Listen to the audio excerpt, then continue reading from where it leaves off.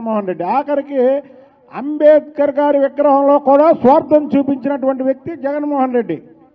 దాంట్లో 226 కోట్లు కొట్టేశాడు. అంబేద్కర్ గారి విగ్రహం పెడుతున్నానని ఒక పక్క ప్రేమ ఒలగబోస్తూ మరొక పక్క కమిషన్ కోసం ఆ విగ్రహాన్ని ఏర్పాటు చేసినటువంటి వ్యక్తి జగన్మోహన్ రెడ్డి. ఇక ప్రపంచంలో ఎక్కడా లేనటువంటి అంబేద్కర్ విగ్రహాలకి వైసీపీ రంగులేసినటువంటి వ్యక్తి జగన్మోహన్ రెడ్డి.